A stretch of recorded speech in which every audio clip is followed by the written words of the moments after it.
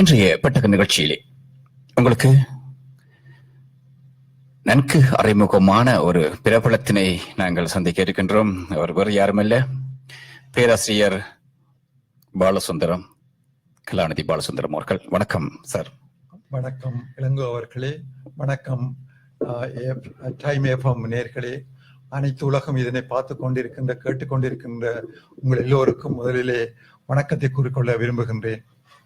உண்மையிலே இந்த பெட்டக நிகழ்ச்சியிலே உங்களுக்கிடையே இப்படி ஒரு மனிதன் மக்கள் மத்தியிலே இந்த தமிழுக்காக இவ்வளவோ நூல்களை வெளியிட்டிருக்கிறீர்கள். தமிழ் அமைப்புகளிலே அங்கத்துவம் இல்லாத அமைப்புகளே இல்லை என்று சொல்லக்கூடிய அளவுக்கு உங்களுடைய பிரசன்னம், அங்கத்துவம் இருந்து கொண்டிருக்கின்றது. எப்பொழுதுமே தமிழ் கலை, கலாச்சாரம், பண்பாடுகள், எங்களுடைய பண்டைய நிகழ்வுகள், தகவல்களை வெளி உலகுக்கு கொண்டு வர வேண்டும், அவற்றை நாங்கள் பாதுகாக்க வேண்டும் என்ற ஒரு அர்ப்பணிப்போடு, ஒரு உயிர்ப்பு சக்தியோடு நீங்கள் செயலாற்றிக் கொண்டிருக்கிறீர்கள்.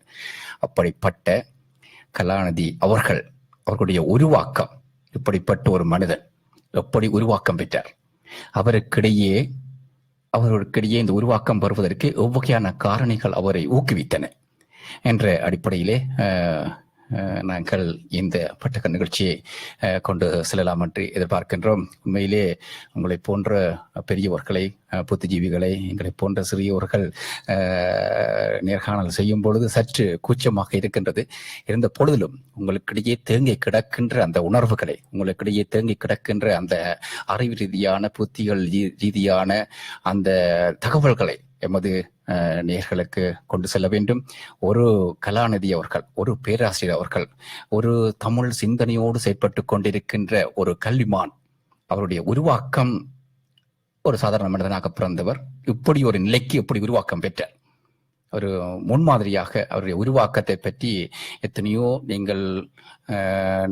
எத்தனையோ கல்விமான்களை சந்தித்திருக்கிறீர்கள், எத்தனையோ மனிதர்களை சந்தித்திருக்கிறீர்கள், எத்தனையோ இடங்களிலே, எத்தனையோ நாடுகளிலே உங்களுடைய பங்களிப்புகள், உங்களுடைய பிரசன்னங்கள் இருந்து கொண்டிருந்தாலும் உங்களுக்கிடையே அந்த தேங்கி கிடக்கின்ற, உங்களுக்கிடையே பொதிந்து கிடக்கின்ற உங்களுடைய உருவாக்கத்திலேயே நீங்கள் பெற்ற வலிகள், உங்களுடைய கடின முயற்சிகள், அவற்றை எமது நேயர்களுக்கு கொண்டு வர வேண்டும். இது ஒரு உயிரோட்டமான ஒரு நிகழ்வாக நாங்கள் கொண்டு வந்து கொண்டிருக்கின்றோம். அந்த வகையிலே கூறுங்கள், இந்த நிகழ்ச்சியிலே கலந்து கொள்ளும் பொழுது உண்மையிலே உங்களை மனோணர்வுகள் எப்படி இருக்கின்றன? முதலிலே ஒரு விடயத்தை சொல்ல வேண்டும். இந்த பெட்டகம் என்பது அரும்பெரும் பொக்கிஷங்களை பாதுகாப்பாக வைக்கின்ற ஒரு பொருள் தான் பெட்டகம். அந்த வகையிலே அந்த பெயரை நீங்கள் தேர்ந்தெடுத்திருக்கின்றீர்கள். அதற்கு நான் முதலில் நன்றி கூற விரும்புகின்றேன். நீங்கள் கேட்டீர்கள் என்னுடைய உருவாக்கம் எவ்வாறு என்பது. நேர்களே, முதலிலே நாங்கள் மனிதன் என்பவன் முதல் மண்ணிலே காலடி எடுத்து வைக்கின்றான். முதல் அந்த மண்ணுக்கு நாங்கள் எல்லோரும், அவர் எந்த நாட்டவராக இருக்கட்டும், எந்த மொழி பேசுவராக இருக்கட்டும், தான் பிறந்த மண்ணுக்கு முதல் வணக்கம் நாங்கள் செய்ய வேண்டும். அது மிக முக்கியமான ஒன்று. அந்த வகையிலே முதல்ல எனது மண்ணுக்கு, நான் பிறந்த தாயகமாகிய ஈழத்திரு நாட்டிலே கிழக்கு மாகாணத்திலே கார்தீவ் என்ற ஒரு ஊர் இருக்கின்றது. அந்த ஊரை அறியாதவர்கள் இருக்கவே மாட்டார்கள். ஏனென்றால் எனது மானசீக குரு சுவாமி விபுலானந்த அவதரித்த புண்ணிய பூமி அந்த பூமியிலே நான் பிறந்தபடினால் தான் இன்று நான் உங்களோடு பேசிக் கொண்டிருக்கிறேன் என்பதிலே நான் முதலிலே பெருமைப்படுகின்றேன். நேர்களே, என்னை உருவாக்கிய அந்த மண் சுவாமி விபுலானந்தர் சுவாசித்த அதே காற்றைத்தான் நானும் சுவாசித்து வளர்ந்தேன் என்பதிலே நான் பெருமை அடைகின்றேன். உங்களுக்கும் அந்த காரைதீவு, அந்த மண்ணுக்கும் உள்ள சிறப்பான தொடர்புகளை பற்றி சற்று கூறுங்களேன். உண்மையிலே எப்பொழுதுமே நாங்கள் தமிழ் மக்கள் எப்பொழுதுமே ஒரு விவேகமானவர்கள், வீரமானவர்கள் என்று எல்லா இன மக்களுமே கூறுவார்கள். அந்த வகையிலே நாங்கள் எல்லாவற்றையும் விட எமது மண்ணை முதல் நேசிப்போம். அவற்றை நாங்கள் வரலாற்று ரீதியாக நாங்கள் நிரூபித்திருக்கின்றோம். அந்த வகையிலே நீங்கள் நேசிக்கின்ற அந்த மண், அந்த காரைதீவு, இந்த காரைதீவு பற்றி சொல்லுங்களேன். சிறப்பான சிறப்புகள், அந்த காரைதீவு மண்ணுக்கும் உங்களுக்கும் உள்ள சிறப்பான தொடர்புகள். ஆமாம், இந்த காரைதீவு அம்பாறை மாவட்டத்திலே அமைந்த ஒரு வளமான, பொன்னான, பெருமை மிக்க ஒரு பதியாகும். அந்த ஊரிலே மிக புனிதமான பழமையான கண்ணகி ஆலயம், முருகன் ஆலயம் என்று பெரும் பெரும் கோயில்கள் அங்கே அமைந்திருக்கின்றன. 10க்கும் மேற்பட்ட ஆலயங்கள் இப்ப அங்கே இருக்கின்றன. பாடசாலைகள், மகா வித்தியாலயம் என்பன அமைந்திருக்கின்றன. அந்த ஊரிலே நான் பிறந்தேன் என்பதை இட்டு நான் மிகவும் பெருமை அடைகின்றேன். நான் எனது பெற்றோரை பற்றி சொல்ல வேண்டும். இந்த மண்ணை பற்றி சொன்னேன். எனது பெற்றோர், என்னை உருவாக்கியவர்கள், இந்த மண்ணிலே என்னை தவள விட்டவர்கள் பற்றி சொல்ல வேண்டும். எனது பெற்றோர், எனது தந்தையார் பேர் இளைய தம்பி, தில்லையர் இளைய தம்பி. என் அம்மா பேர் பெரிய தம்பி செல்லம்மா என்பது. அந்த அவர்களுக்கு 7 பிள்ளைகள், 4 ஆண்கள் 3 பெண்கள். அவர்களோடு நடுப்பிள்ளையாக நான் பிறந்து வளர்ந்து அந்த காரதி மண்ணிலே நான் கல்வி கற்க தொடங்கினேன். காரதியிலே கல்வி கற்கின்ற பொழுது சுவாமி பிபுலாந்தர் ஆரம்பித்த ராமகிருஷ்ண ஆண்கள் பாடசாலையில நான் கல்வி கற்றேன். 9ஆம் ஆண்டு வரை, அதாவது 9ஆம் வகுப்பு வரையும், 9ஆம் 10ஆம் வகுப்பு வரையும் அங்கே கல்வி கன்று பயின்றேன். பெரியோர்களே, நேர்களே, அந்த கல்விதான், அந்த கல்லூரி தான், அந்த பாடசாலை மண் தான், சூழல் தான் என்னை உருவாக்கியது. முக்கியமாக நான் ஒருவரை குறிப்பிட வேண்டும். நான் அவரைத்தான் மானசீக குருவாக, சுவாமி பீலாந்தருக்கு அடுத்தபடியாக மானச குருவாக கொள்கின்றவர் எங்களுடைய சீனி தம்பி தங்கராஜா தலைமை ஆசிரியர் அவர்கள். அவர்தான் என்னை உருவாக்கினார் என்று நான் சொல்ல வேண்டும். அவர் எப்பொழுதும் என்னிலே மிக உயர்ந்த ஒரு மரியாதை, ஒரு மதிப்பும் வைத்திருந்தார். மாணவனா இருந்தும் கூட என்னை பாலசுந்தரம் இங்கே வாருங்கள் என்றுதான் கூப்பிடுவார்கள். அத்தகைய ஒரு பெருமனிதனுடைய அடிச்சுவட்டில் அவர் காட்டிய வழியில் இன்று பாருங்கள் நேர்களே, எங்களுடைய இளங்கோ கூறினார்கள் தொடக்கத்திலே நான் ஒரு சமூக தொண்டன் என்று. அந்த சமூக தொண்டை எங்களுக்கு ஆரம்ப வயதிலே எங்களுக்கு விதைத்தவர் அந்த எங்களுடைய தலைமை ஆசிரியர். ஒவ்வொரு வெள்ளிக்கிழமையும் பாடசாலை முடிந்த பிற்பாடு எங்களை எல்லோரையும், பெரிய வகுப்பு பிள்ளைகள் எல்லோரையும் ஆலயத்துக்கு அழைத்து சென்று அங்கு தொண்டு பணியில் எங்களை ஈடுபடுத்துவார்கள். அத்தகைய தொண்டு பணியில் பயிற்சி பெற்ற அடிப்படையில தான் இன்று நாங்கள் இந்த ஊர் புலம்பெயர்ந்த நாட்டில் கூட நாட்டுக்காக, மக்களுக்காக, மொழிக்காக, பண்பாட்டுக்காக என்னையே நான் அர்ப்பணித்துக் கொண்டிருக்கிறேன் என்றால் அன்று அந்த ஆசிரியர், தலைமை ஆசிரியர் எங்களுக்கு விதைத்த விதை, காட்டிய வழி. அவர் சொல்லுவார், நீங்கள் ஆலயத்தை கும்பிடுகின்ற பொழுது, வீட்டிலே கும்பிடுகின்ற பொழுது முதலிலே இந்த ஊர் மக்கள் நன்றாக இருக்க வேண்டும் கேளுங்கள் சொல்லுவார். அடுத்த பிற்பாடு உங்களுடைய பெற்றோர் உறவினர் நன்றாக இருக்க வேண்டும் கேட்பார். அடுத்ததாக உங்களுக்காக பிரார்த்திங்கள் கேட்பார். அத்தகைய போதனையை நான் எங்குமே பெறவில்லை இதுவரையிலே. முதல் பிரார்த்தனை கிராமத்தில் உள்ளவர்கள் நன்றாக வாழ வேண்டும் என்றுதான் அவருடைய பிரார்த்தனை. அது மட்டுமல்ல, எங்களுடைய பாடசாலையிலே, நான் படித்த ஆரம்ப பாடசாலையிலே ஒவ்வொரு நாளும் தினமும் காலையிலே பாடசாலை தொடங்க முதல் அவர் மேடையில ஏறி நின்று எங்களுக்கு அறிவுரை போட்டுவார்கள். காரணம், அவர் சுவாமி பீலாந்தருடைய நேரடி மாணவன். அந்த நேரடி மாணவனிடம் நான் கற்றேன் என்பதிலே எனக்கு பெருமை. அதாவது அவரிடம் கற்ற பொழுது சுவாமியினுடைய தரிசனம் போல எனக்கு கிடைக்கும். அத்தகைய ஒரு ரோல் மாடல் அல்லது எங்களை மோல் பண்ணுவார்கள் சொல்லுவார். எங்களை ஆளாக்கி தந்தவர் அந்த அதிபர், அந்த தலைமை ஆசிரியர்கள் தான்.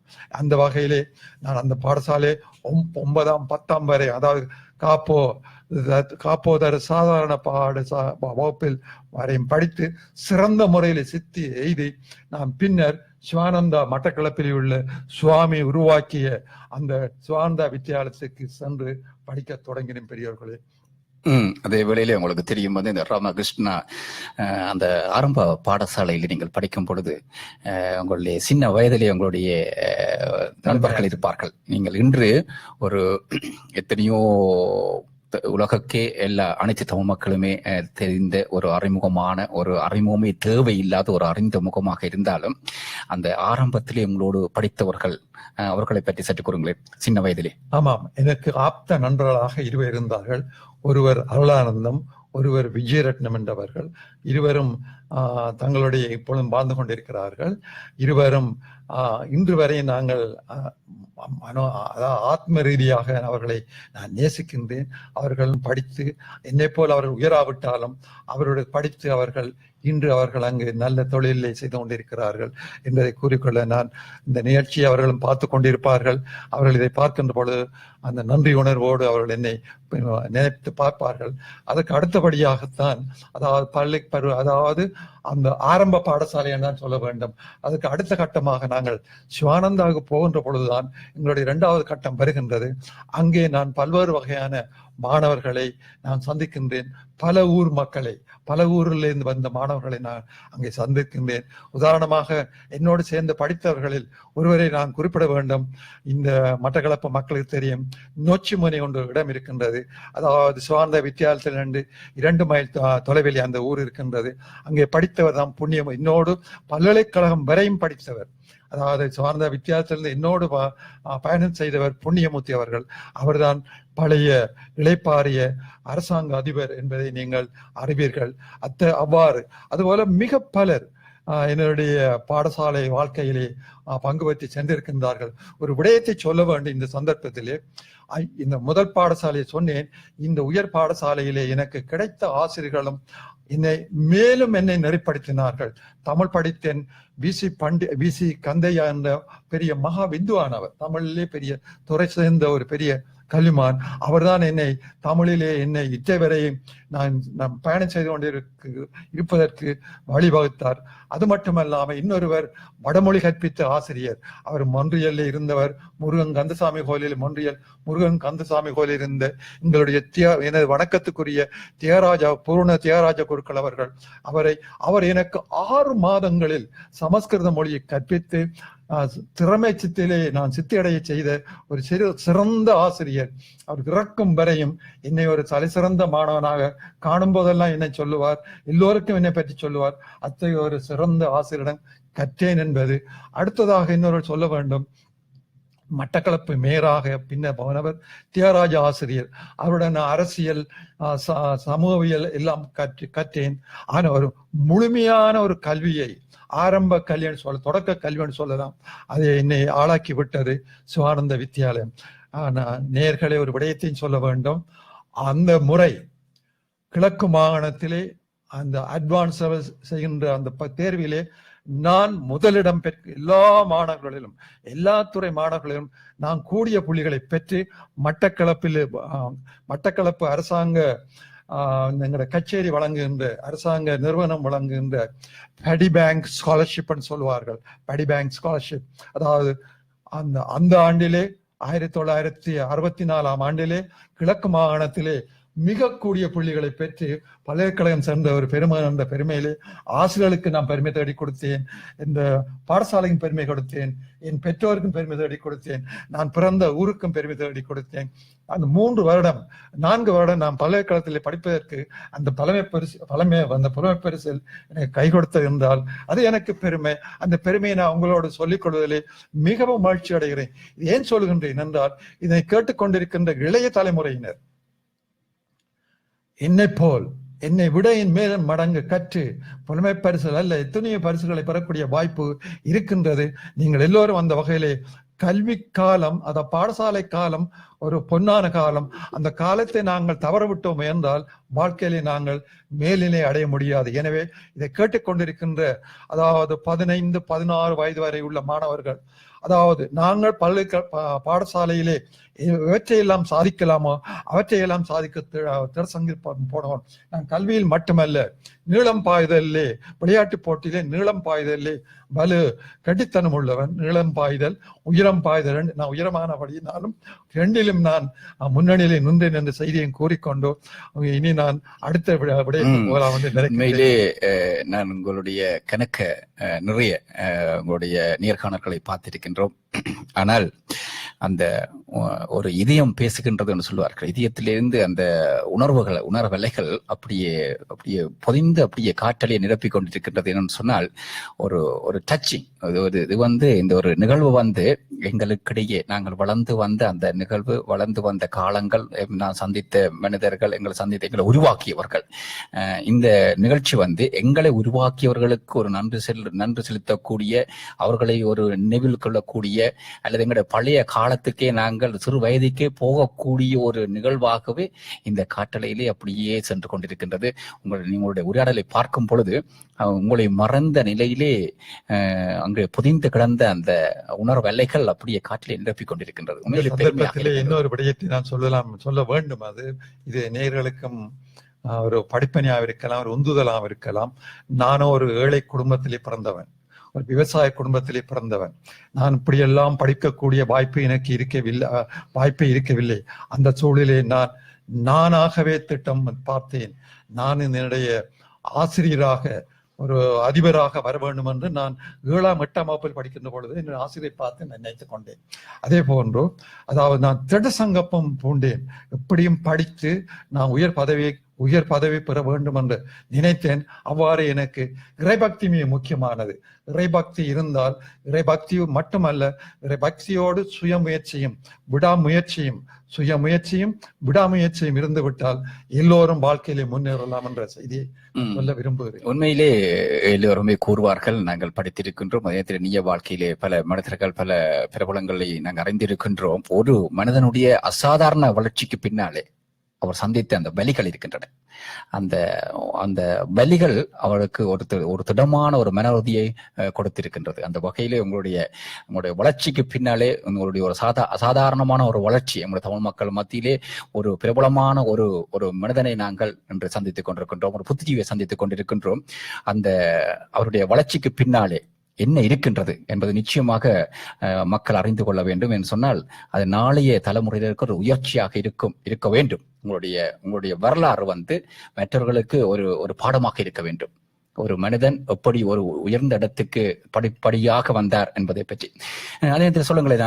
அதை தொடர்ந்து உங்களுடைய பல்கலைக்கழக பட்டம், பல்கலைக்கழக வாழ்க்கை, பேராதனை பல்கலைக்கழகத்தில் நீங்கள் BA சிறப்பு கலைமானி படித்திருக்கிறீர்கள். அது சம்பந்தமா சொல்லுங்கள். ஆமாம், 1965ஆம் ஆண்டு நான் பல்கலைக்கழகத்துக்கு அனுமதி பெற்றேன்.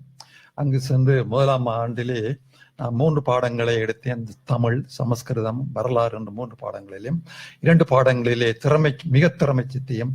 அடுத்த பாடத்திலே அதாவது ABC என்று கூறுவார்கள்.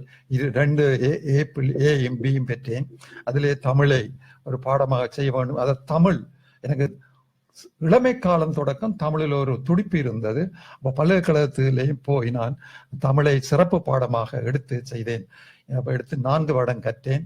அதில் நான் மிகவும் கொடுத்து வைத்தேன். ஏனென்றால் நாங்கள் அதாவது தமிழ் சமுதாயம் இதுவரை அறிந்திருக்கின்ற பேராசிரியர்களாக பேராசிரியர் கணபதி பிள்ளை, பேராசிரியர் வித்யானந்தன், பேராசிரியர் சதாசிவம், பேராசிரியர் கைலாசவதி, பேராசிரியர் சிவத்தம்பி, பேராசிரியர் சண்முகதாஸ், பேராசிரியர் தனஞ்சய ராசிங்கம், அனைத்து பேராசிரியர்களையும் கற்கக்கூடிய வாய்ப்பு எனக்கு கிடைத்தது. அதுதான் பெரிய சாதனை. அதாவது பேராசிரியர் கணப்பிள்ளையோ பேராசிரியர் சுவாமி வீலாந்தருடைய மாணவன், அப்படியான ஒரு பரம்பரை ஊடாக நான் கற்றிருக்கிறேன் என்றால் அது முக்கியமானது. 2வது, இவர்களுள்ளே மிக நெருக்கமாக பழகி ஒருவர் என்றால் பேராசிரியர் வித்யானந்தன் தான். அவருக்கு என்னுடைய வரலாறு முழுக்க தெரியும். அவர் சொல்வார், பாலசுந்தரம் நீ ஒரு பெரிய ஆளா வர வேண்டும் என்று இப்படிதான் உரிமையோடு சொல்லு, பாலசுந்தரம் நீ ஒரு பெரிய ஆளா வர வேண்டும் என்று அடிக்கடி சொல்லுவார். அவர் என்னுடைய திறமையை கண்டு கொண்டார். ஆனபடியாத்தான் அவர் அடிக்கடி என்னை இப்படி நினைப்பு விட்டுவார். அது மட்டுமல்ல, உங்களுக்கு தெரியும், அங்க பேரான பல்கலைக்கழகத்திலே எனது ஊர் காரதீவு நாட்டுக்கூத்தும் மலிந்த ஊர். எனது தமையன் பீமனாக நடிச்சிருக்கின்றார், கூத்து ஆடி இருக்கின்றார். எனது சித்தப்பன் ஒரு அண்ணாவியார். பல்கலைக்கழகம் வந்த பொழுது பேராசிரியர் வித்யானந்தன் பாலிவதை என்ற நாடகம் போட்டார், வடமொழி நாடகம். அந்த நாடகத்திலே எல்லா பாத்திரங்களும் வானர பாத்திரம், குரங்கு பாத்திரங்களா இருக்கும். நான் அந்த நாடகத்திலே அனுமான் வேடம் போட்டு நடித்தேன் என்றால் நீங்கள் கற்பனை பண்ணி பாருங்கள். பல்கலைக்கழகத்திலே படிப்போடு மட்டுமல்ல கலைகளோடும் நான் ஈடுபட்டு வந்திருக்கின்றேன். அந்த பயிற்சி தான் நான் யாழ்ப்பாண பல்கலைக்கழகம் சென்ற பொழுது அங்கே காத்தவராயங்கூத்தை நான் எனது மாணவர்களுக்கு பழக்கி பேராசிரியர் வித்யானந்தன் எனக்கு அளித்த அதே பயிற்சியை நான் யாழ்ப்பாண பல்கலைக்கழகத்தில் சென்ற பொழுது அங்கு காத்தவராய் நாடகம், சத்யவான் சாவித்திரி நாடகம் முதலான பல விலாச நாடகங்களை மேடையேற்றினேன் என்றால் அது ஒரு சாதனை என்று நான் சொல்லுவேன். ஏனென்றால் யாழ்ப்பாண பல்கலைக்கழகத்தில் நான் வேலை செய்த காலத்திலே இந்திய இராணுவமும் இலங்கை இராணுவம் இருந்த காலம். அந்த காலகட்டத்திலே எனது நாடக குழுவிலே ஆண்களும் பெண்களுமாக 23 மாணவர்கள் இருந்தார்கள். இவர்களை நாடகம் பழக்கி மன்னார், கொழும்பு, வவுனியா, திருவண்ணாமலை, மட்டக்களப்பு என்ற பல இடங்களுக்கெல்லாம் அழைத்து சென்றிருக்கின்றேன். ஏன் ரூபவாகனில் கூட எங்களை அழைத்தார்கள். அழைத்து எங்களுடைய நாடகத்தை பதிவு செய்து பல ஆண்டுகளாக ஒளிபரப்பு செய்தார்கள் என்றால் அது மட்டுமல்ல, எங்களுக்கு ஒரு பெருந்தொகை பணத்தை தந்தார்கள். அந்த பணத்தை நான் யாழ்ப்பாண பல்கலைக்கழகத்திலே இந்த நாட்டார் வழக்கியல் துறையிலே ஆராய்ச்சி செய்கிற மாணவர்களுக்காக புலமை பரிசீலனை ஏற்படுத்திவிட்டு வந்தேன் என்பதும் என்னுடைய சாதனையாக கருதுகிறேன். அந்த சாதனையை தந்தவர், அந்த சாதனை செய்வதற்கு வழிகாட்டியவர் பேராசிரியர் வித்யானந்தன் அல்லவா? எனவே அவர் இந்த இடத்திலே அவருக்கு நன்றி கூறிக்கொண்டு, அவர் ஒரு பெரிய மகன், நல்ல ஒரு மனிதன். மக்கள் எதுவும் படித்திருக்கலாம், எதுவும் பணம் உடையவளாக இருக்கலாம், முதலில் மனித நேயம் ஒருவருடைய இருக்கும் என்றால் நிச்சயமாக அவர் சமுதாயத்திலே மனிதனாக கணிக்கப்படுவார்கள். அந்த வகையிலே எனக்கு மனித நேயத்தை கற்பித்தந்தவர்கள் இந்த ஆசிரியர்கள், அந்த வழியிலே நான் பயணித்துக் கொண்டிருக்கின்றேன். அதனால்தான் இன்று நான் நினைக்கிறேன், கனடாவிலே எந்த ஊரவராயினும் சரி, அது வடக்கா இருக்கணும், கிழக்கா இருக்கணும், மலைநாட்டு தமிழர்களா இருக்கணும், இங்கு வாழ்கிறவர்கள் அவர்கள் என்னை ஒரு பிரதேச ரீதியாக பார்க்காமல் ஒரு மனித நேயம் உடையவராக மனிதமாக என்னை கணிப்பதால் தான் எல்லா மன்றங்களிலும் எல்லா நிகழ்வுகளிலும் தலைமை தாங்குவதற்கோ முதன்மை தாங்குவதற்கோ அழைக்கின்றார்கள். அந்த வகையிலே இந்த பேராசிரியர் நான் சொல்லிக்கொண்டு ஒரு விடயத்தையும் சொல்ல வேண்டும். இந்த நேர்களுக்கு தான் இதை நான் சொல்லுகிறேன். ஏனென்றால் நான் பேரான பல்கலைக்கழகத்தில் படித்த பொழுதோ எனக்கு முந்தைய 10 ஆண்டுகளிலே எவருமே சாதிக்க முடியாத சாதனை நான் செய்தேன். இது நான் கேட்டுக்கொண்டு இதை நாம் பகிரங்கமாக சொல்லுவதால் உண்மையான செய்தி என்று நீங்க அறிந்து கொள்வீர்கள். எனக்கு கடந்த 10 ஆண்டுகளாக எந்த மாணவரும் சாதிக்க முடியாத அளவுக்கு நான் அங்கே முதலாவது பிரிவிலே ஃபர்ஸ்ட் கிளாஸ் என்று கூறுவார். 10 ஆண்டுகளுக்கு பிறகு எனக்கு ஃபர்ஸ்ட் கிளாஸ் வந்தார்கள் என்றால் அது சாதனை தான் என்றுதான் நான் நினைக்கின்றேன். அதுவும் கூட இறை அருள்தால், சரஸ்வதி கடாட்சத்தால் எனக்கு கிடைத்தது. எனவே அதாவது ஒருவர் திட்ட சங்கப்பன் பூண்டு முயற்சி செய்வாரே, ஆனால் என்னை போல் நான் சாதித்தது போல் 10 ஆண்டு கிடைக்காத ஒரு சாதனையை நான் நிலைநாட்டினேன். அதை எல்லா ஆசிரியர்களும் சொல்லி என்னை அறிமுகப்படுத்துகின்ற பொழுது அப்படித்தான் சொல்லுவார்கள். இவர் தான் 10 ஆண்டுகளுக்கு பிறகு எங்களுடைய ரெக்கார்டை பிரேக் பண்ணவர்னு சொல்லுவார்கள். முதலாவது ஃபர்ஸ்ட் கிளாஸ்ல சூப்பர் ஃபர்ஸ்ட் கிளாஸ்ல பாஸ் பண்ணி உடனே நான் எங்களுக்கு செப்டம்பர் ஆகஸ்ட் 31ஆம் தேதி சோதனை முடிந்து நான் வீட்டை போய் இறங்கும் பொழுது அடுத்த நாள் அங்கே டெலிகிராம் வருகிறது, உடனே திரும்பி வரவும் வேண்டும். இப்படி ஒரு வாய்ப்பு எவருக்குமே கிடைப்பதில்லை. உடனே என்னை அவர்கள், நான் வீட்டில் 2 நாள் தான் நின்றேன், உடனே நான் திரும்பி நான் பல்கலைக்கழகத்தில் வந்து பதவியை ஏற்கின்றேன் என்றால் பாருங்கள், எல்லாம் இது இறை செயல் ஒரு பக்கம், விடாமுயற்சி ஒரு பக்கம், திறமையை வெளிப்படுத்துகின்ற பொழுது எங்களை எவரும் மதிப்பார்கள், வரவேற்பார்கள். அந்த வகையிலே பேரான பல்கலைக்கழகம் எனக்கு பெரிய ஒரு வாய்ப்பை தந்தது, சிறந்த கல்வியை தந்தது என்று கூறிக்கொள்கிறேன்.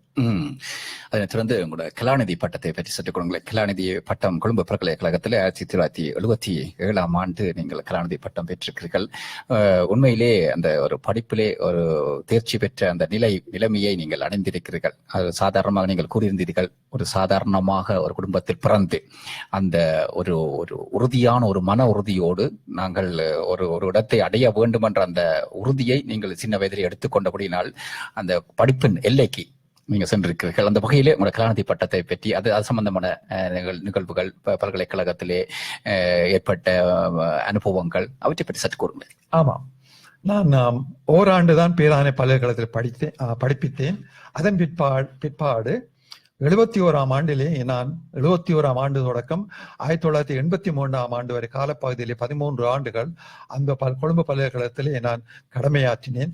அந்த காலகட்டத்திலே எனது தலைவராக இருந்த பேராசிரியர் சதாசிவம் அவர்கள் என்னை பாலா என்றுதான் கூப்பிடுவார். டாக்டரும் கூப்பிட மாட்டார், பாலா என்று உரிமையோட கூப்பிடுவார். அந்த அளவுக்கு நான் மனித நேயத்தோட எல்லாரோடையும் பழகிக்கொள்வேன். கூப்பிட்டு சொன்னார், ஒரு நாள் கூட விரயம் பண்ணாமல் உடனடியாக கலாநிதி பட்ட ஆய்வை தொடங்கும் என்றார். உடனடியாக நான் எனக்கு அதாவது கலாநிதி பட்டம் செய்ய வேண்டாம், அவர் விரும்பிய துறையில தான் அவரை தேர்ந்தெடுக்க வேண்டும். நான் சொன்னேன், எனக்கு பிறந்த நாடு, பிறந்த ஊரில் உள்ள கலைகள், அதை பற்றி எனக்கு ஆராய விருப்பம். அப்படி ஆனபடியினால நாட்டார் கலை பற்றி, அதாவது ஃபோக்லோர்னு சொல்லப்படுகின்ற நாட்டார் கலை பற்றி தான் ஆராய போறேன் என்றால் அவரும் மிக மகிழ்ச்சி அடைந்தார். நீ அந்த துறை பற்றி இதுவரை எவருமே செய்யவில்லை, துணிந்து வந்திருக்கின்றீர்கள், செய்யுங்கள் என்றார்கள்.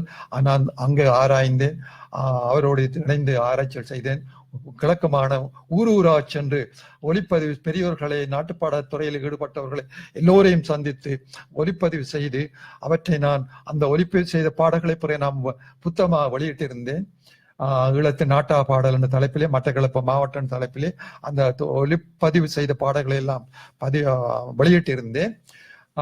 அந்த ஆய்வினை நான் 1971ஆம் ஆண்டு நிறைவு செய்து முதலாக அதிலே நான் கலாநிதி பட்டம் பெற்றேன் என்பதிலே எனக்கு பெருமை. ஏனென்றால் இலங்கையிலே நாட்டா வழக்கு துறையிலே முதலாக ஆராய்ச்சி செய்து பட்டம் பெற்ற அடிப்படையிலே அதே வேளையிலே அவற்றை அந்த நாட்டார் இலக்கியத்தை நாங்கள் பாதுகாக்க வேண்டியது எங்களுடைய ஒரு கடமையும் உரிமையும் கூட. ஏனென்று சொன்னால் அவை தொலைந்து போகக்கூடாது. அது அந்த வகையிலே நீங்கள் உண்மையிலே எங்கள் தமிழுக்கும், தமிழ் மொழிக்கும், தமிழ் இலக்கியத்துக்கும் ஒரு அரும்பணி ஆற்றியிருக்கிறீர்கள் உங்களை கலாநிதி பட்டத்தோடு சேர்த்து. அதனைத் தொடர்ந்து கூறுங்கள், உண்மையிலே உங்களுடைய புலமை பரிசல்கள், நீங்கள் பல புலமை பரிசுகளை பெற்றிருக்கிறீர்கள். உங்களுடைய திறமைக்கு கிடைத்த புலமை என்று சொல்லலாம். அந்த வகையிலே உங்களுடைய புலமை பரிசுகளை பற்றி எமது நேர்களோடு உரையாடுங்களேன். ஏற்கனவே நான் அட்வான்ஸ் லெவல் படிக்கின்ற பொழுது பெற்ற புலமை அட்வான்ஸ் ஸ்காலர்ஷிப் 4 ஆண்டுகள் பெற்ற புலமை பரிசிலை பற்றி கூறினேன். ஆனால் பல்கலைக்கழகத்தில் இருக்கின்ற பொழுது கிடைக்கின்ற புலமை பரிசுகள் சற்று வித்தியாசமாக இருக்கும். எப்படி என்றால், அதாவது பல்கலைக்கழக புலமை பரிசில் என்பது போட்டி அடிப்படையிலே கிடைக்கின்ற புலமை பரிசில். அதாவது எனக்கு முதலாக நான் கொழும்பு பல்கலைக்கழகத்தில் இருக்கின்ற பொழுது ரஷ்யாவுக்கு, அதாவது ரூசிய நாட்டுக்கு ஓராண்டு போய் அங்கு ரஷ்ய மொழியையும் ரஷ்ய நாட்டு கிராமிய பண்பாடுகள் பற்றியும் அவையின் பழக்க வழக்கங்கள், கலாச்சாரங்கள் பற்றி அறிவதற்குரிய வாய்ப்பு எனக்கு கிடைத்தது. அது மட்டுமல்ல, ஓராண்டு காலத்திலே நான் ரஷ்ய மொழி கற்று அதிலே நன்றாக உரையாடக்கூடிய ஒரு புலமையும் பெற்றிருக்கின்றேன். இன்று நான் உரையாடக்கூடிய, அதாவது 20-30 ஆண்டுகள் ஆகியும் கூட நான் அந்த ரஷ்ய மொழியை இப்பொழுது நான் நேசிக்கின்றேன். அந்த வகையில் அந்த மொழியை நான் கற்கக்கூடிய வாய்ப்பு கிடைத்தது. அதுக்கு அடுத்தபடியாக எனக்கு அமெரிக்காவுக்கு செல்லக்கூடிய ஒரு புலமை பரிசு கிடைத்தது. பாருங்கள், அந்த புலமை பரிசு எது கிடைக்குது என்றால், அந்த புலமை பரிசில் துறை சார்ந்த, உதாரணமாக திரைப்படத்துல ஒரு துறை சார்ந்த ஒரு கலைஞரை கொடுப்பார்கள், இந்தியா நாட்டிலிருந்து ஒருவரை கொடுப்பார்கள். அதே போல இந்த என்னுடைய நாட்டா வழக்குத்துறையிலே இந்தியா இலங்கையிலே திறமையான ஆராய்ச்சி செய்த ஒருவருக்கு கொடுப்பார்கள். அப்படி துறை சார்ந்த ஒருவர் கிடைக்கின்ற புலமை பரிசு எனக்கு கிடைத்தது என்றால் அது உண்மையிலே எனக்கு ஒரு பெரும் பாக்கியம் என்று தான் கூறுவேன். அந்த புலமை பரிசில் சிறப்பு என்னவென்றால், நான் 7 மாகாணங்களுக்கு உள்ள பல்கலைக்கழகத்துடைய தொடர்பு கொண்டோ, ஒவ்வொரு மாகாணங்களுக்கும் அந்த 1 மாத காலத்திலே எனக்கு ஒரு வழிகாட்டி ஒருவர் இருந்தார். எனக்கு ஒவ்வொரு பல்கலைக்கழகத்து அடுத்த பல்கலைக்கழகத்துக்கு போவதா இருந்தால், ஒவ்வொரு ஸ்டேட்டுக்கும் போவதா இருந்தால், எனக்கு அவர்கள் விமானம் மூலமாக என்னை அழைத்து சென்று ஒவ்வொரு பல்கலைக்கழகத்தையும் என்னை அழைத்து சென்று என்னை மரியாதைப்படுத்தினார்கள். ஒவ்வொரு பல்கலைக்கழகத்திலையும் நான் அங்குள்ள பேராசிரியர்களோடு தொடர்பு கொள்ளக்கூடிய ஒரு வாய்ப்பு, அதை எனக்கு கிடைத்த ஒரு பெரிய கௌரவம். அதான் அமெரிக்க அரசாங்கம் செய்த ஒரு கௌரவம். நிச்சயமா அது பெரிய ஒரு கௌரவம். அந்த கௌரவத்தை பெற்றவர் இலங்கையிலே 2 பேர் தான் நான் அறிந்தவரையிலே. ஒன்று எனக்கு முதல் பேராசிரியர் சிவத்தம்பி அவர்கள், அவருக்கு பின்னால் நான் சென்றேன், அவருக்கு அடுத்தடுத்த வருஷம் நான் சென்றேன். அதுக்கு பிறகு அந்த புலமை பரிசு இலங்கையில் இவரும் கிடைக்கவில்லை. அந்த வகையிலே நான் மிகவும் பெருமை அடைகின்றேன். அடுத்ததாக நான் யாழ்ப்பாண பல்கலைக்கழகத்துக்கு 84ஆம் ஆண்டு மாற்றலாகி சென்று, அங்கு மாற்றலாக அல்ல, 83ஆம் ஆண்டு நடைபெற்ற அந்த நாட்டு கலவரத்தின் அடிப்படையில நாங்கள் யாழ்ப்பாண பல்கலைக்கழகத்துக்கு மாறுதலாக செல்ல வேண்டி இருந்தது. 84ஆம் ஆண்டிலிருந்து 94ஆம் ஆண்டு வரையும் நான் அங்கே கடமையாற்றிய பொழுது, அங்கே சிரேஷ்ட விரிவுரையாளருக்கு கொடுக்கின்ற புலமை பரிசு வரும். அந்த புலமை பரிசலுக்கு விண்ணப்பிப்பவர்கள் சிரேஷ்ட விரிவுரையாளர்கள், அதாவது பல சாதனைகள் புரிந்த சிரேஷ்ட விரிவுரையாளர் தான் பங்கு பெற்றலாம். நான் தமிழ் துறையை சேர்ந்தவன், ரசாயன துறையை சேர்ந்தவர்கள், பிசிக்ஸ் துறையை சேர்ந்தவர், இன்னொருவர் வரலாற்று துறையை சேர்ந்த 4 பேராசிரியர்கள் போட்டியிட்டோம். பாருங்கள், வரலாறு, பௌதிகம், ரசாயனவியல், தமிழ் துறை, அதாவது ஃபோக்லோர், இந்த 4 துறையிலையும் உள்ளவர்களை என்னைத்தான் இந்த பிரித்தானிய பொதுநலவாய நாடு தெரிவு செய்தால் பாருங்கள். நான் என்ன பற்றி சொல்லவில்லை, திறமை இருந்தால் நாங்கள் திறமை எப்பொழுதும் மதிக்கப்படும், எப்பொழுதும் எண்ணப்படும். எனவே அந்த அடிப்படையில் நான் ஒரு உயர் தர பிரித்தானிய புலமை பரிசில் பெற்று அங்க லண்டன் பிரித்தானியாவிலே ஷெஃபீல்ட் என்ற பல்கலைக்கழகத்திலே புலமை பரிசு பெற்று அங்கே 2 வருடம் போஸ்டோரல், அதாவது போஸ்டோரல் டிகிரி ரிசர்ச் சொல்லுவார்கள், அதை செய்தேன். அப்பொழுது என்னுடைய மனைவி யாழ்ப்பாண பல்கலைக்கழகத்திலே உயர் நூலகராக அங்கு கடமையாற்றி கொண்டிருந்தார். அவரும் என்னோடு வந்தார்கள். அவரும் அதே பல்கலைக்கழகத்திலே இன்ஃபர்மேஷன் டெக்னாலஜி என்பதிலே அவர்கள் முதுமானி பட்டத்தை அவர்கள் செய்து படித்து பட்டம் பெற்றார்கள். அவ்வாறு பல பரிசுகளை பெற்றேன், புலமை பரிசு பெற்று. இதுக்கு மேல என்ன ஒன்று சொல்ல வேண்டும், நான் ஒரு புத்தக மொழியிலிருந்து யாழ்ப்பாண பல்கலைக்கழகத்தில் இருக்கின்ற பொழுது நாட்டார் இசையும் பயன்பாடும் என்ற ஒரு புத்தக மொழி இருந்தேன் 90ஆம் ஆண்டிலே. இந்த புத்தகத்துக்கு அவர்கள் சாகித்ய மண்டல பரிசு வழங்கினார்கள். அது எனக்கு அரசாங்க அடிப்படையிலே எனக்கு கிடைத்த ஒரு பெருமைன்னு நினைக்கின்றேன். இதனிடையே ஒன்றை சொல்ல மறந்து விட்டேன். என்னுடைய கடந்த கால வாழ்க்கையிலே 1977களிலே இந்த இலங்கை பூராக இயங்குகின்ற ஒரு நாடக குழு ஒன்று இருக்கும், அரசாங்கத்தாலே நியமிக்கப்படுகின்ற நாடக குழு ஒன்று. அந்த நாடக குழுவிலே நான் ஒரு உறுப்பினராக, நான் எஸ்போ பொன்னத்துறை, கந்தையா போன்ற அறிஞர்கள் எல்லாம் அதில் பங்கு பெற்றிருந்தோம். அந்த நாடக குழுவிலே நான் உறுப்பினராக இருந்த பொழுது இலங்கை முழுவதும் உள்ள பாடசாலைகளுக்கும் பிரதேசங்களுக்கும் சென்று நாடக போட்டிகள் வைத்து அங்கே சிறந்த போட்டிகளை நாடகங்களை தெரிவு செய்து கொழும்பிலே கொண்டு வந்து நாங்கள் இறுதியாக அந்த நாடக விழாவை நடாத்தி அங்கு பரிசுகள் வழங்குவோம். அந்த நாடக விழாவினுடைய தொடர்ச்சிதான் இன்றும் கூட நாங்கள் இங்கும் விழாக்களிலும் பரிசளிப்புகளிலும் பங்கு பெற்றுக் கொண்டிருக்கிறேன் என்று நான் கூற நான் விரும்புகிறேன். இவ்வாறு பல, அதாவது இறைவன் என்னை நன்றாக படைத்தனன் தன்னை தமிழ் செய்யுமாறு என்று கூறியிருக்கிறார். நான் நினைக்கின்றேன் என்னுடைய வாழ்வும் பணியும் தமிழாகவும் தமிழ் மொழிக்காகவும் நான் பாடுபட்டு கொண்டிருப்பதை நான் சொல்லி நீங்கள் சொல்ல தேவை. எப்பொழுதுமே தமிழ் ஒரு ஆதி மொழி என்று சொல்கிறார்கள், தாய்மொழி என்றே சொல்லிக் கொண்டிருக்கின்றோம். அந்த அளவுக்கு எங்களுடைய மொழியிலே சிறப்பு இருக்கின்றது. ஆனால் அந்த மொழி பாதுகாக்கப்பட வேண்டும், அந்த அடையாளம் பாதுகாக்கப்பட வேண்டும், எங்களுடைய கலை கலாச்சாரங்கள் பாதுகாக்கப்பட வேண்டும். அவற்றிலே ஒரு முக்கியமான ஒரு புத்திஜீவியாக நீங்கள் கடந்த காலங்களிலும் சரி, நிகழ்காலத்திலும் சரி, எதிர்காலத்திலே நீங்கள் உங்களுடைய நகர்வுகள் நகர்ந்து கொண்டிருக்கிறது, உங்களுடைய செயற்பாடுகள் நகர்ந்து கொண்டிருக்கிறது. உண்மையிலே எங்களை போன்ற சிறுவர்கள் சின்னவர்கள் பார்க்கும் பொழுது உண்மையிலே பெருமையாக இருக்கின்றது. உங்களை போன்று நான் சிறு வயதிலே உங்களை சந்திப்பதற்கு எனக்கு ஒரு சந்தர்ப்பம் கிடைத்தது. அப்பொழுது உங்களை பார்த்தோம், நல்ல உயரமாக இருந்தீர்கள். இவரை போல உயரமாக வர வேண்டும் என்று உங்களை போல உயரமாக வளர்ந்து விட்டோம். ஆனால் உங்கள் அளவுக்கு உயர்வாக வர முடியாது.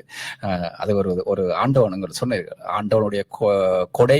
அதே வேளையிலே உங்களுடைய அந்த ஒரு கடினமான உழைப்பு, விடாமுயற்சி, வாழ்க்கையில நீங்க கண்ட வழிகள், அதில் எடுக்கப்பட்ட முடிவுகள் எல்லாம் இன்று உங்களுக்கு மாத்திரமில்லை, உங்கள் குடும்பத்துக்கு மாத்திரமில்லை, ஒரு இனத்துக்கே ஒரு பெருமையை, ஒரு மொழிக்கு பெருமையை தந்து கொண்டிருக்கிறது. ஒரு மொழியின் வாழ்வுக்கு அந்த உயிர் வாழ்வுக்கு கூட ஒரு முக்கியமான ஒரு பங்கை செலுத்தி கொண்டிருப்பது உண்மையிலே தமிழ் மக்கள் அனைவருமே உங்களுக்கு நன்றி உணர்வோடு பார்க்கின்றோம், பெருமையாக பார்க்கின்றோம். உங்களை போன்ற புத்திஜீவிகள், கல்விமான்களுடைய வரலாறுகள் எமது மக்களுக்கு நிச்சயமாக தெரிய வேண்டும் என்று சொன்னால், உங்களுக்கிடையே இவ்வளவு ஒரு பற்று, தமிழ் இவ்வளவு எண்ணுக்கணக்கற்ற எத்தனையோ இந்த புலம்பெயர்ந்த நாட்டிலே ஓடிக்கொண்டே இருப்பார்கள், காலார நேரமின்றி ஓடிக்கொண்டே இருப்பார்கள். இந்த நூல்கள் எழுதுவது என்று சொன்னால் இரவு விழித்திருந்து எல்லோருமே தூங்கிய பின்பு ஒரு சத்தமே கேட்காது அப்படியான நிலையில இருந்து நூல்களை எழுதி தொடர்ச்சியாக நீங்கள் பல நூல்களை வெளியிட்டுக் கொண்டு இருக்கிறீர்கள் இந்த புலம்பெயர்ந்த நாட்டேன்னு சொன்னால், அது ஒரு சாதாரணமான நடவடிக்கை அல்ல, ஒரு அசாதாரண நடவடிக்கை. அந்த நடவடிக்கைக்கு காரணம் அந்த மொழிக்கும் அந்த மக்களுக்கும் மேலே உள்ள உங்களோட பற்றுதல். அந்த இதை நாங்கள் பார்த்திருக்கின்றோம். மையத்திலே யாழ் மாவட்டத்திலே மிகவும் பல நூல்களை நீங்கள் வெளியிட்டிருக்கிறீர்கள், நாட்டார் இலக்கியமான அந்த நூல்களை வெளியிட்டிருக்கிறீர்கள். அதே நேரத்திலே இடப்பெயர்வு ஆய்வு, இந்த யாழ் மாவட்டத்திலே உள்ள ஒவ்வொரு இடப்பெயர்வுகளும் அதெல்லாம் அது சம்பந்தமாக ஒரு நூலை வெளியிட்டிருக்கிற இடப்பெயர்வு ஆய்வு, இந்த யாழ் மாவட்டத்திலே உள்ள ஊர்களை பற்றி அது சம்பந்தமாக எமது நேர்களோடு பகிர்ந்து கொள்ளுங்களேன். ஏன் இந்த நூல் எழுத வேண்டும், இந்த நூல்கள் எழுதுவதற்கான காரணம் என்ன, இந்த நூல் எழுதுவதன் மூலமாக எமது மக்கள் எவ்வகையான பயன்பாடுகளை பெற்றுக் கொள்வார்கள்? அருமையான ஒரு கேள்வியை கேட்டீர்கள். நேர்களுக்கும் இந்த கேள்விக்குரிய விடையை அவர் எதிர்பார்த்து கொண்டிருப்பார்கள். உண்மையிலே நேர்களே, நாங்கள் எல்லோரும் ஈழத்து தமிழர்கள். அதே நேரத்தில் இந்த நிகழ்ச்சியை உலகம் எல்லாம் வாழ்கின்ற தமிழர்கள் கேட்டுக்கொண்டிருப்பீர்கள். குறிப்பாக இந்த இலங்கையை பொறுத்த அளவிலே இன்று தமிழர் வாழ்கின்ற பிரதேசம் எல்லாம் அதனுடைய பெயர்கள் மாற்றப்பட்டு கொண்டிருக்கின்ற சூழலிலே நான் இந்த நூலை 2002ஆம் ஆண்டிலே எழுதி முடித்தேன். அதாவது நான் யாழ்ப்பாணத்திலே 10 ஆண்டுகள் தொடர்ந்து வாழ்ந்திருக்கின்றேன்.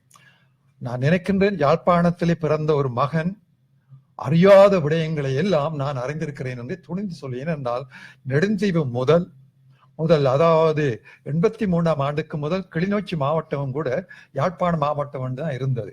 அப்ப கிளிநொச்சி முதல் வடக்கே நெடுந்தீவு வரையிலான எல்லா ஊர்களுக்கும் நான் சென்றிருக்கின்றேன். காரணம், அதுக்கு வழிவகை என்னென்றால், யாழ்ப்பாண பல்கலைக்கழகத்தில் படித்த மாணவர்கள் அனைவரையும் நான் நண்பர்களாக அவர்களை பயன்படுத்தி கொண்டு அவர்களுடன் சென்று ஒவ்வொருவருடைய ஊர்களுக்கும் சென்று அந்த ஊர்களை பற்றி எல்லாம் அறிந்து ஆராய்ந்து இந்த ஊருக்கு எவ்வாறு பெயர் வந்தது, அந்த ஊருக்குள்ளே வாழ்கின்ற மக்களுடைய பொருண்மியம் என்ன, அவருடைய எவ்வளவு காலமாக அங்கே வாழ்கின்றார்கள், அதனுடைய இயற்கை வளம் என்ன, அதனுடைய எல்லை பிரதேசம் என்ன, எல்லை கிராமம் என்ன என்பதை பற்றி எல்லாம் ஆராய்ந்து இந்த நூலிலே எழுதியிருக்கின்றேன். இந்த யாழ்ப்பாணத்து ஊர் பெயர் ஆராய்ச்சி என்பது மிக முக்கியமான. ஏனென்றால் ஒவ்வொருவரும் தனது ஊரை பற்றி அறிந்து கொள்ள வேண்டும். ஈழாலை என்றா என்ன, பருத்தித்துறை என்றா என்ன பெயர், அல்லது காங்கேசந்துறை என்றா என்ன காரணம், ஏன் அப்படி பெயர் வந்தது, கொடிகாமம் என்றா நான் புகுந்த கொடிகாமம், மட்டக்களப்பிலே பிறந்து கொடிகாமத்திலே புகுந்தேன், திருமணம் செய்து கொண்டேன். ஒவ்வொரு ஊரை பற்றியும் நீங்கள் விளக்கம், அதாவது இந்த நூலை இங்கு நான் வெளியிட்ட பொழுது இங்கேதான் வெளியிட்டேன். நான் இந்த நூலை பயன்படுத்தாத வானொலியை கிடையாது, இதை பயன்படுத்தாத ஊடகங்களை கிடையாது. ஏன் என்றால் இன்று இந்த கனடா புலம்பெயர்ந்த நாட்டில் வாழ்கின்ற எங்களுடைய பிள்ளைகள் பேர பிள்ளைகளுக்கு பழைய என்றா என்னன்னு தெரியாது, பருத்தித்துறை என்றா என்னன்னு தெரியாது, எங்கே இருக்குன்னு தெரியாது, அதனுடைய வரலாறு தெரியாது. அப்ப ஒவ்வொரு ஊரினுடைய வரலாற்றை நாங்கள் ஆராய்கின்ற பொழுது எங்களுடைய பூர்வீகம் கூட தெரிய வரும். இந்த நாட்டுக்கு நாங்களே சொந்தக்காரர்கள், இது எங்களுடைய நாடு என்ற அறிவை உணர்வை ஏற்படுத்துகின்ற. ஏனென்றால் எனக்கு வரலாற்றிலே எங்களோட மண்ணிலே எனக்கு ஆர்வம் உண்டு, எங்களோட தாயகத்திலே ஆர்வம் உண்டு, எங்களோட ஊர்களுக்குரிய பேரிலே ஆர்வம் உண்டு. எனவே இந்த ஊர் பெயர்கள் மாற்றப்படாது இருக்கும் முதல் அவற்றையெல்லாம் பதிவு செய்ய வேண்டும் என்ற ஓர்மம் எனக்கு இருந்தது. ஏனென்றால் 83ஆம் ஆண்டிலே நான் பாதிக்கப்பட்டவன், உடைமைகள் எல்லாம் இழந்தவன். அந்த ஓர்மமும் எனக்கு இருந்தது. இந்த நாட்டிலே நாங்கள் வாழ வேண்டும், இந்த நாடு எங்களுடைய நாடு என்ற அடிப்படையிலே முதலில் நான் யாழ்ப்பாண மாவட்டத்தை தெரிவு செய்து அந்த ஊரில் உள்ள பதிவுகளை, அந்த ஊரின் பற்றிய வரலாறுகளை எல்லாம் அந்த நூலில் எழுதினேன். அப்பொழுது நான் கூறினேன், இது போன்று ஏனைய மாவட்டங்களிலும் பெயர்கள் பதிவு செய்யப்பட வேண்டும். அதாவது வெளிப்படையாகவே நான் அறைகூவல் விட்டேன். என்னவென்றால், கிழக்கு பல்கலைக்கழகம் மற்ற பல்கலைக்கழகங்களில் இருந்தவர்கள் சொன்னேன், இது போன்று நீங்களும் இந்த ஒவ்வொரு மாவட்டத்தினுடைய ஊர் பெயர்களை ஆராய்ந்து பதிவு செய்து நூலா வடியுங்கள் என்றேன். ஆனால் அந்த முயற்சி ஈடுபடவே இல்லை. பாருங்கள், அப்படியே செய்திருந்தால் இந்த வன்னி மாவட்டத்திலே மறைந்து போன பெயர்கள் பதிவு செய்யப்பட்டிருக்கும். அடுத்த தலைமுறைக்கு நாங்கள் பழைய பெயர்களை காண முடியாத நிலையில் நாங்கள் இருக்கிறோம் என்பதை இந்த நூலை படிக்கின்றவர்கள் உணர்ந்து கொள்வார்கள். இது போன்றுதான் பல நூல்கள் இருக்கின்றேன். இந்த காத்தவரான் நாடகம் பதிப்பித்தேன். அங்கே நான் யாழ்ப்பாணம் சென்ற பொழுதோ திருநெல்வேலி, யாழ்ப்பாண பல்கலைக்கழகம் திருநெல்வேலியில் இருக்குன்னு தெரியும். திருநெல்வேலியிலே பத்திரகாளி அம்மன் கோயில் ஒன்று இருக்கின்றது. அங்கு நான் போன பொழுது போய் ஒரு மாதத்துக்கு பின்னர் அங்கு போனேன். அந்த கோயிலிலே இந்த காத்தவராய் நாடகம் விடிய ஆடினார்கள். நான் போயிருந்து விடியும் வரை அந்த நாடகத்தை பார்த்து இதனுடைய சிறப்புக்கெல்லாம் அறிந்த பிற்பாடு இதை பதிப்பிப்பதற்காக யாழ்ப்பாண குடாநாடு, பந்தி நாடு, முல்லைத்தீவு போன்ற அனைத்து பிரதேசங்களுக்கும் சென்று 8 பிரதிகளை தேடி ஒப்பிட்டு ஆராய்ந்து ஒரு இறுதியான முழுமையான ஒரு புத்தகத்தை நான் வெளியிட்டிருக்கிறேன். இவ்வாறு நாங்கள் நாட்டு பாடல் வெளியிட்டேன், நாடகத்தை வெளியிட்டிருக்கின்றேன்.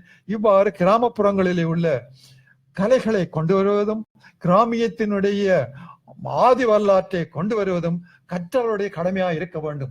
வெறுமனே பல்கலைக்கழகத்திலே சம்பளத்தை பெற்றுக்கொண்டு சும்மா இருக்கக்கூடாது. அரசாங்கம் எங்களை பாதுகாக்கின்றது. பல்கலைக்கழகங்களை பாதுகாக்கின்றது. அதுக்கு நாங்கள் திருப்பி எதுவும் கைமாறு செய்ய வேண்டும். 14 புத்தகம் நான் எழுதியிருக்கின்றேன்.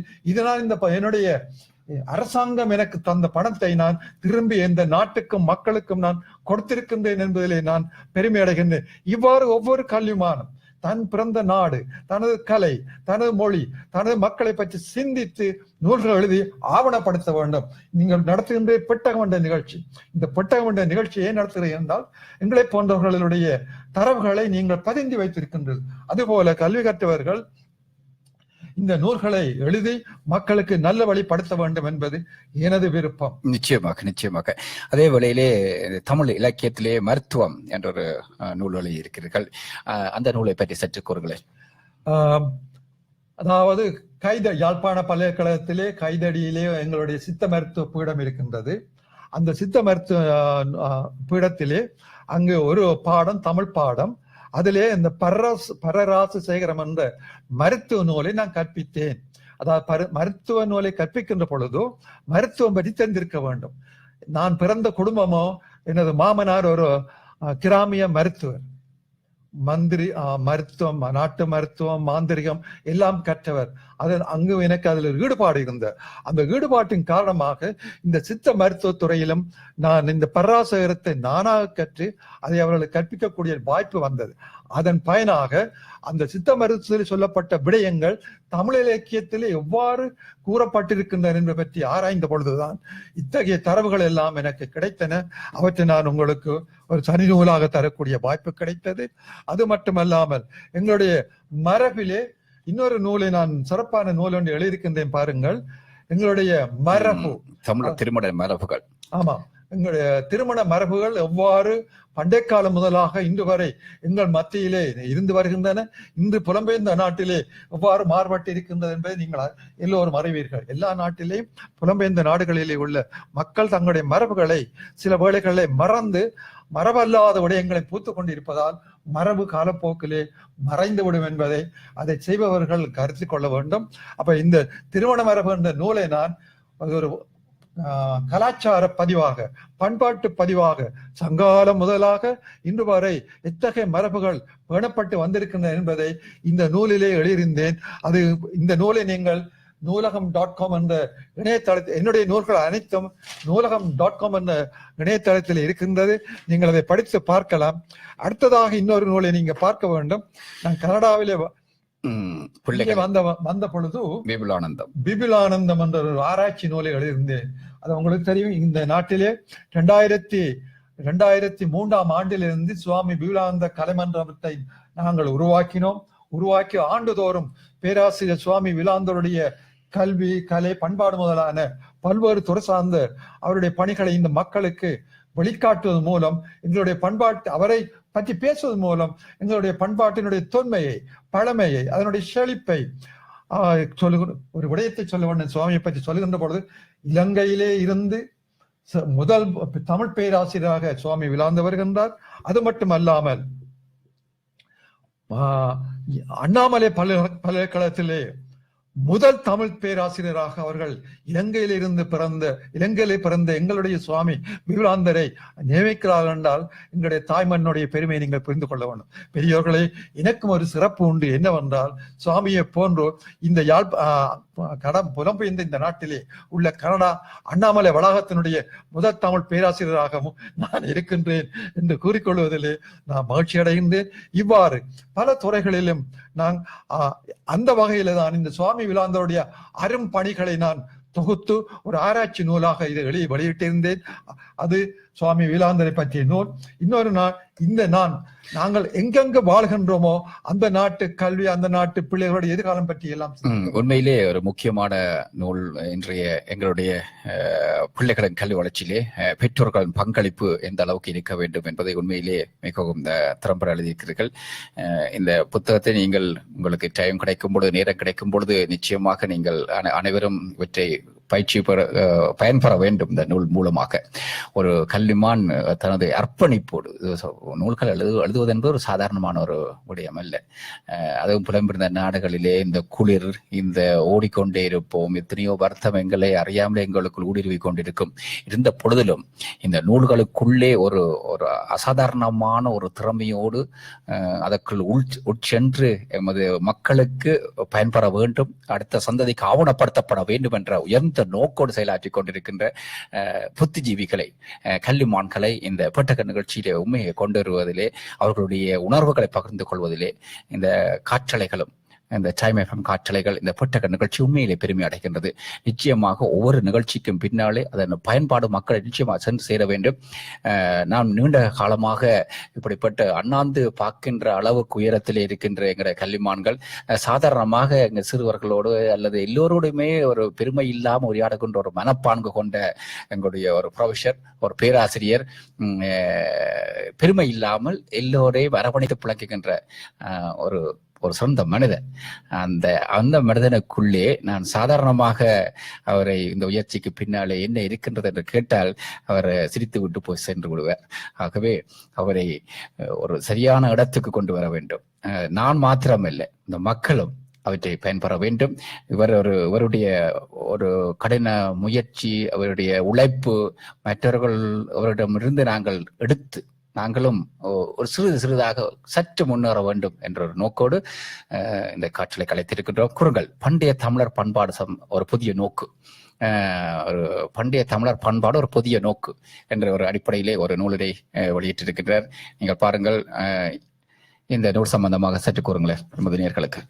இந்த நூல் மிகவும் ஈழத்தமிழர் மட்டுமல்ல, உலகத்திலே வாழ்கின்ற 8 கோடி மக்களும் இந்த நூலை பற்றி நான் கூறுவதை பற்றி கொஞ்சம் அவதானம் கேட்க வேண்டும். ஏனென்றால் தமிழருடைய நாகரிகம் வரலாறு மிக மிக பழையது. மிக அண்மையிலே நேற்று இணையதளத்திலே ஒரு மேல்நாட்டு பெண்மணி உலக மொழிகளிலே செம்மொழிகள் பற்றிய ஒரு தரவுகளை 10 மொழிகளை எடுத்து அவர்கள் ஆண்டு ரீதியாக அவர்கள் அட்டவணைப்படுத்தி நேற்று வந்த இணையதளத்திலே, பேஸ்புக்கிலே, அதாவது முகநூலிலே போட்டிருந்தார்கள். அது 10 மொழிகளிலேயும் ஆக பழமையான மொழி, 5000 ஆண்டு பழமையான மொழி தமிழ் மொழி என்று உறுதியாக கூறியிருக்கிறார்கள். இந்த கருத்தை உடையவன் தான் நான். இந்த காரணம் என்னென்றால், தமிழர்கள் வாழ்ந்த புண்ணிய பூமி இன்று நாங்கள் இழந்து கடலாக இருக்கின்ற இந்து மகாசமுத்திரம், அது குமரிக்கண்டம் இருந்த இடம் என்பதை நாங்கள் புரிந்து கொள்ள வேண்டும். அதை தமிழர்கள் ஏற்றுக்கொள்வதில்லை. குமரிக்கண்டம் ஒன்று இருந்து அழிந்தது என்பதை தமிழர் ஏற்றுக்கொள்ளவில்லை. ஆனால் இந்த குமரிக்கண்டம் இருந்தது அழிந்தது என்பதை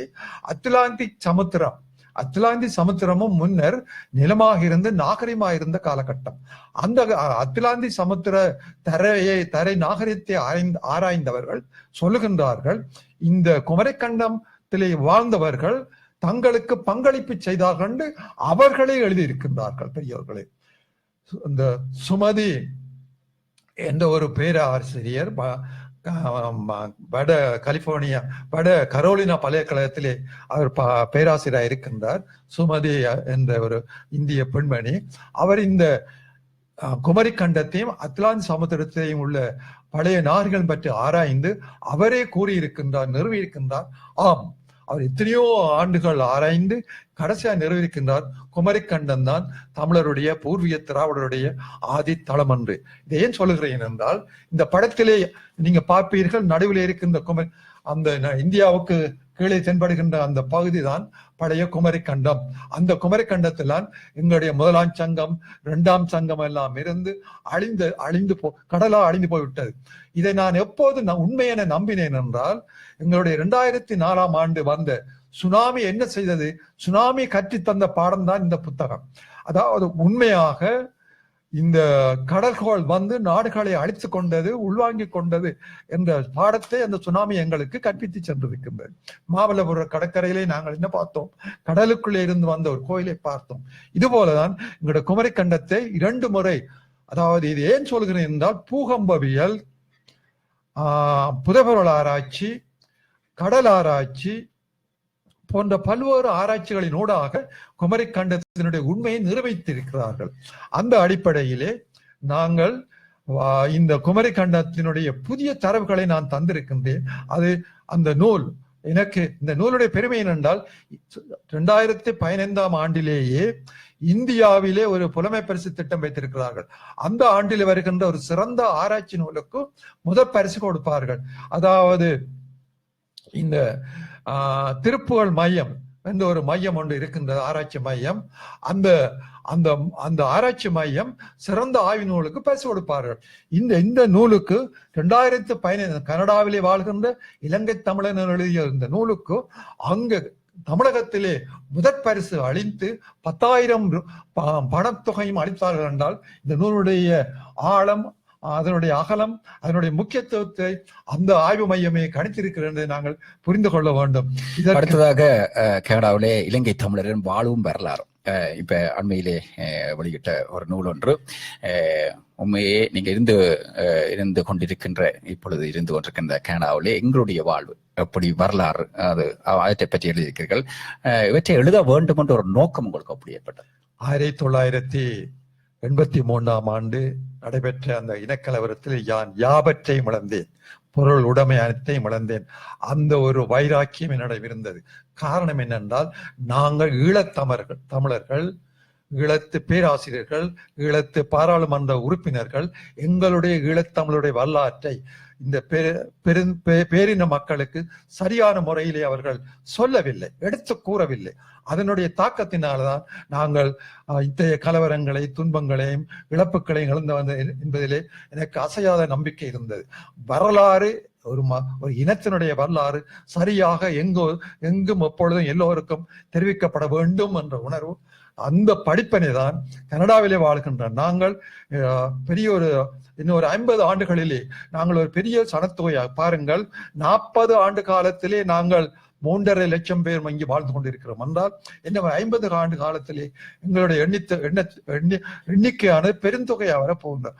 அந்த நேரத்திலே நாங்கள் திரும்பி பார்க்கின்ற பொழுது எங்களுடைய வரலாறு என்ன, கனடாவுக்கு நாங்கள் எப்போது வந்தோம், எங்களுடைய வந்தவர்கள் எத்தகைய கஷ்டங்களை அனுபவித்தார்கள்.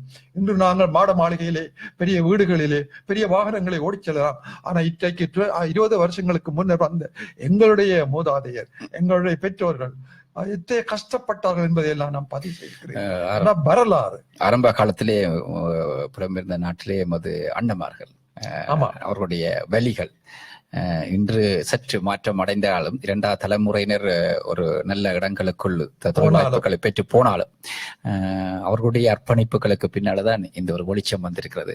இதன் பின்னாலே 3வது தலைமுறையினர் இன்னும் ஒரு உயர்ந்த இடத்துக்கு செல்வார்கள். இப்படி உயர்ந்த இடத்துக்கு சென்ற பொழுது நாங்கள் என்ன மாதிரியாக வந்தோம், என்ன மாதிரியான வாழ்க்கையை வாழ்ந்தோம் என்பதை உண்மையிலேயே ஒரு பெருமையான நிகழ்வு. இந்த புத்தகம் 2005 ஆண்டிலிருந்து 2016 ஆண்டு வரையும் ஒவ்வொரு ஆண்டும் நான் தரவுகளை பதிவு செய்துதான் வந்திருந்தேன். அது மட்டுமல்ல பலரை சந்தித்து இருக்கின்றேன். பலர்னு சொல்லும் பொழுது அந்த முதல் தலைமுறையில வந்தவர்களை சந்தித்து இருக்கின்றேன்.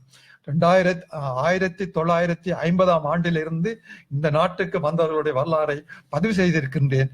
இந்த வரலாற்றை இன்னொரு எழுதுவதென்றால் முடியாத காரியம். இந்த புத்தகத்தை படித்த பிற்பாடுதான் இன்னொரு எழுத வேண்டும். ஏனென்றால் இதிலே கூறப்பட்ட விடயங்கள் யாவும் மறந்து போய்விட்ட நிலையிலே இந்த புத்தகம் நான் கொடுத்திருப்பது கனடா தமிழ் மக்களுக்கு நான் அளித்த பெருங்கொடையாக. இந்த நூல்கள் எல்லாம் நூலகத்திலே நாங்கள் பெற்றுக்கொள்ளலாமா? ஆமாம், என்னுடைய நூல்களிலே இணையதள மூலமாக இவற்றை வாசிக்கக்கூடிய வசதிகள் இருக்கின்றன. இன்னும் இந்த புது புத்தகங்கள் போடவில்லை. மற்ற புத்தகங்கள் எல்லாம் நூலகம்.com என்ற நூலிலே என்னுடைய நூல்கள் எல்லாம் பதிவிறக்கம் செய்திருக்கிறார்கள். அதனைத் தொடர்ந்து கனடாவிலே வெளிவந்த 50க்கும் மேற்பட்ட நூல்களுக்கு அணிந்துரை எழுதியிருக்கிறீர்கள். கனடாவில் வெளியிடப்பட்ட பல்வகைப்பட்ட 100க்கு அதிகமான மலர்களுக்கு வாழ்த்து செய்திகள் எல்லாம் எழுதியிருக்கிறீர்கள். கனடாவில் வெளிவரும் பத்திரிகைகள், இதழ்கள் அனைத்திலுமே உங்களுடைய கட்டுரைகள் எப்பொழுதுமே இல்லாத ஒரு பத்திரிகையோ ஒரு சஞ்சிகையோ வெளிவந்ததாக நான் அறியவில்லை. அந்த அளவுக்கு உங்களுடைய அனைத்து செயற்பாடுகளும், உங்களுடைய ஆக்கங்கள் எல்லா இடங்கள்லையும் பதிந்திருக்கும். அந்த வகையிலே தமிழ் மக்களுக்கு நீங்க சிறப்பான பணிகளை ஆற்றிக்கொண்டிருந்தாலும் உங்களுடைய பங்களிப்புகள், தலைமைத்துவ பங்களிப்புகள், உங்களுடைய அங்கத்துவ பங்களிப்புகள், உங்களுடைய ஆலோசனை ரீதியான பங்களிப்புகள் பல அமைப்புகள்ல பல அமைப்புகள்ல செயற்பட பணியாற்றி கொண்டிருக்கிறீர்கள். அவற்றை பற்றி சற்று கூறுங்களேன். ஆமாம், சுவாமி விவேகானந்தருடைய நினைவாக நாங்கள் பேராசிரியர் சுவாமி விவேகானந்தர் கலைமன்றம் கனடா உருவாக்கியவர்களை நான் ஒரு முக்கிய உறுப்பினராக இருக்கின்றேன். அது மட்டுமில்லாமல் இன்று கனடாவினுடைய 25 ஆண்டுகளாக இயங்கிக் கொண்டிருக்கின்ற கனடா தமிழ் எழுத்தாளர் இணையத்தினுடைய தலைவராக இருக்கின்றேன். அது மட்டுமல்ல, நான் ஒரு சாதனை செய்திருக்கின்றேன். என்னவென்றால், இந்த தமிழ் பண்பாட்டு மேம்பாட்டு ஒன்றியம் என்ற அமைப்பை உருவாக்கி கனடாவிலே வாழ்கின்ற அனைத்து நடன இசை அதாவது இசைக்கருவிகள் சார்ந்த அனைத்து இசைக்கலைஞர்களையும் நுண்கலை ஆசிரியர்களையும்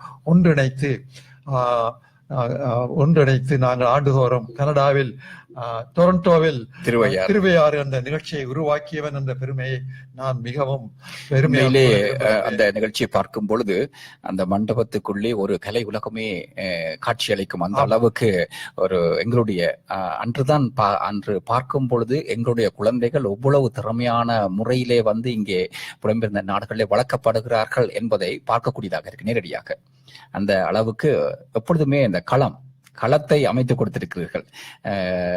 அந்த களம் பின்பு தொடர்ந்து கொண்டிருந்தாலும் அந்த களப்பகுதி வந்து ஒரு கலைஞனுக்கோ அல்லது ஒரு புத்திசாலிக்கோ ஒரு அறிவாளிக்கோ ஒரு கல்விமானுக்கோ ஒரு களப்பகுதி அமைக்கப்பட்டு பின் சந்ததியினர் அவற்றை பயன்பெறக்கூடிய வகையில நீங்கள் வழிவகுத்திருக்கிறீர்கள். இந்த கதவுகள் திறக்கப்பட்டிருக்கின்றன. அதே விட உங்கள் கிட்டத்தட்ட நீங்கள் பல மகாநாடுகளிலே எப்பவுமே எல்லோருக்குமே ஞாபகம் இருக்கின்ற 1974 ஆண்டு மூற்ற ஒளியிலே அந்த மகாநாட்டிலே ஆரம்பித்து இன்று வரையும் நீங்கள் பல மகாநாடுகளிலே பணியாற்றி கொண்டிருக்கிறீர்கள், பங்களிப்பு செலுத்திக் கொண்டிருக்கிறீர்கள். அவற்றை பற்றி சற்று கூறுங்களேன். ஆமா, 1974 ஆண்டிலே யாழ்ப்பாண பல்கலைக்கழகத்திலே உலக தமிழ் ஆராய்ச்சி மாநாடு 4வது மாநாடு நடைபெற்றது. அங்கே நான் ஆராய்ச்சி மாநாட்டை பங்கு பெற்றிருக்கின்றேன். இங்கே வாழ்ந்து கொண்டிருக்கின்ற பிரெண்டா பெக் என்ற ஒரு ஆசிரியர் பெண்மணி, அவருடைய தலைமையிலே அந்த மாநாடு என்னுடைய குழு நடைபெற்றது. அதனைத் தொடர்ந்து உலகின் பல நாடுகளிலே Germany, Russia, America, India, Kuala Lumpur என்று பல நாடுகளில் நடைபெற்ற மாநாடுகளிலே பங்கு பெற்றிருக்கின்றேன். சான் பிரான்சிஸ்கோவில் கலிபோர்னியாவில் நடைபெற்ற மாநாடு, சென்ற 2-3 ஆண்டுகளுக்கு முதல் கலிபோர்னியாவிலே புலம்பெயர்ந்த தமிழ் மக்களுக்கான தமிழ் மொழி கல்வி மாநாடு நடந்திருக்கின்றது என்று பல்வேறு நான் சொல்ல போனால் தமிழ் சார்ந்த என்னென்ன மாநாடு நடைபெறுகின்றதோ அத்தனை மாநாட்டிலேயும் அது எங்க நடைபெற்றாலும் சவுத் ஆப்பிரிக்கால கூட நடைபெற்றது, சந்தியாகோலே கூட நடைபெற்றது. சண்டியாகோ எங்கெங்கெல்லாம் நடைபெற்றது அங்கெல்லாம் சென்று என்னால் இயன்ற பங்களிப்பு செய்திருக்கின்றேன். இன்னொரு விடயத்தை சொல்ல வேண்டும், என்னுடைய உழைப்பை முழுமையாக நான் தமிழுக்கே அர்ப்பணித்தேன் என்ற அடிப்படையிலே நான் பெருமை அடைகின்றேன். உண்மையிலே அனைத்து தமிழ் மக்களுமே பெருமைப்படுகின்ற, அண்ணாந்து பார்க்கின்ற, உயர்வாக பார்க்கின்ற ஒரு பேராசிரியர். ஒரு வார்த்தைகள் வாழ்க்கையாக வாழ்ந்து கொண்டிருக்கிறீர்கள். உங்களுடைய வார்த்தைகள், நீங்கள் வெளிவருகின்ற வார்த்தையை உங்களுடைய வாழ்க்கையாக நடைமுறைப்படுத்திக் கொண்டிருக்கிறீர்கள். உண்மையிலேயே பெருமையாக இருக்கின்றது. உங்களை போன்றவர்களோடு நாங்கள் நேரடியாக அருகாமையில் இருந்து உரையாடுவது என்பதே ஒரு சாதாரணமான விடயம் அல்ல. அது கூட ஒரு ஆண்டவன் கொடுத்த ஒரு சந்தர்ப்பம் என்றே கூறிக்கொள்ளலாம். உண்மையிலே ஒரு பெருமையாக இருக்கின்றது. ஏனென்று சொன்னால் எங்களுடைய தமிழுக்கு, எங்கள் தமிழ் மொழிக்கு, எங்களுடைய தமிழ் கலை கலாச்சாரம் பண்பாடுகள் பாதுகாக்கப்படுவதற்கு தாயகத்தில் மாத்திரமல்ல புலம்பெயர்ந்த நாடுகளிலே எதிர்கால சந்ததியினருக்கும் ஒவ்வொரு கதவுகளும் நீங்கள் திறந்து விட்டிருக்கிறீர்கள். முதலாக நீங்கள் சொன்ன நிறைவாக இறுதியாக நீங்கள் இப்ப அண்மையிலே வெளியிட்ட நூலை பார்க்கும் பொழுது கனடாவில் இலங்கை தமிழரும் வாழ்க்கையும் வரலாறும் என்பது வந்து நீங்கள் கூறிய பின்புதான் சிந்திக்கக்கூடியதாக இருக்கின்றது. அன்றைய நிலையில் இந்த புத்தகத்தை எழுதும் பொழுது எங்களுக்கு அந்த அளவுக்கு சிந்தனை ஓடவில்லை. உங்களிடம் இந்த நூல் வெளியிட்டதற்கான காரணத்தை அறியும் பொழுது நீங்கள் கூறியிருந்தீர்கள், இன்னும் பல ஆண்டுகளுக்கு பின்பு எங்களுடைய வரலாறுகள் எப்படி இருந்தது என்பதை பற்றி ஒருத்தரும் ஆவணப்படுத்தப்படாவிட்டால் அவற்றை எல்லோருமே ஒவ்வொரு திசைகளிலே ஒவ்வொரு விதமாக அவற்றை கற்றுக்கொள்வார்கள். எங்களுடைய ஒவ்வொரு இனத்தின் உயர்வுக்கு பின்னாலே அவர்களுடைய வலிகளும் அவர்களுடைய கஷ்டங்களும் எடுத்து ஆவணப்படுத்தப்பட வேண்டும். அப்பொழுதுதான் நம்ம ஒரு முழுமை பெற்ற ஒரு இனமாக மாற்றம் பெறக்கூடியதாக இருக்கும். அதே வழியிலே நீங்க சொல்லுங்களேன், இன்றைய நிலையிலே எங்களுடைய புலம்பெயர்ந்த நாடுகளிலே எமது மக்கள் இந்த தமிழ் அழிந்து விடுமோன்ற ஒரு ஏக்கம் எல்லோருக்கும் இருந்து கொண்டிருக்கின்றது. இப்பொழுது பார்க்க போனால் உங்களை போன்ற ஒரு சில புத்திஜீவிகள், கல்விமான்கள், அறிவாளிகள் இவற்றை பாதுகாத்துக் கொண்டிருக்கிறார்கள். அடுத்த சந்ததியினர் இவற்றை எவ்வளவு வீதம் பாதுகாக்க வேண்டும், இதை பாதுகாப்பதன் முக்கியத்துவம் என்ன, இந்த மொழி அழிந்து விடாமல் பாதுகாப்பது எவ்வளவு வீதம் எமது இனத்துக்கு ஒரு பெருமையை தேடித்தரும் என்பதை பற்றி எமது நேர்களோடு. ஆமா, அதாவது ஒரு இனம் அல்லது மொழி அல்லது பண்பாடு கூறுகின்ற பொழுது ஒரு பண்பாட்டினுடைய ஒரு இனத்தினுடைய உயிர் நாடி மொழி. அந்த மொழியை அழித்து விட்டால் அந்த பண்பாடும் போய்விடும், இன அடையாளமும் இல்லாமல் போய்விடும். அந்த அடிப்படையில இந்த புலம்பெயர்ந்து நாடுகளிலே, கனடா மட்டுமல்ல, புலம்பெயர்ந்து வாழ்கின்ற அனைத்து நாடுகளிலும் உள்ளவர்கள் ஒரு விடயத்தை அறிந்து கொள்ள வேண்டும். தமிழ், முதலாவது தமிழன், நான் தமிழன் என்ற உணர்வு எல்லா தமிழனுக்கும் வர வேண்டும். நான் தமிழன், எனது பண்பாடு உயர்ந்த பண்பாடு, எனது இனம் பழமையான என்ற உணர்வு எல்லா தமிழருக்கும் வறுமையானால் நிச்சயமாக தங்களுடைய பிள்ளைகளுக்கு அவர்கள் தமிழ் மொழியை வீட்டு மொழியாக அவர்கள் வைத்துக் கொள்ள வேண்டும். பிள்ளை பழகுவது வேற்று மொழியில தான் இருந்தாலும் வீட்டிலே நீங்கள் அம்மா அப்பா பெற்றோர் பேரன்மார் எல்லோரும் வீட்டிலே தமிழை அறிந்து அந்த பிள்ளை பேசுவதற்கு வாய்ப்பு கொடுத்தால் நிச்சயமாக. இன்று நான் ஒரு நிகழ்ச்சிக்கு மதியம் சென்றிருந்தேன். ஒரு தாய் சொன்னார், இந்த மகன் ஆங்கிலத்திலே கதைத்து கொண்டிருப்பார், நான் தமிழிலே பதில் சொல்லிக் கொண்டிருப்பேன். ஆனா இப்பொழுது அந்த பிள்ளை தமிழிலே பேச தொடங்கிவிட்டு பல்கலைக்கழகத்திலே போய் தான் தமிழிலே பேசுகின்ற பொழுது மற்றவர்கள் தன்னை உயர்வாக மதிக்கிறார்கள். நான் இனி தமிழிலே பேசுவேன் அம்மா என்று சொன்னார் என்று கூறின பொழுது என் உள்ளம் பூரித்தது. அதுபோல நாங்கள் வீட்டு மொழியாக தமிழை பேசுவோம். பேசாவிட்டால் நாங்கள் அடையாளம் இழந்து போவோம். அத்தகைய நிலை எங்களுக்கு வரக்கூடாது.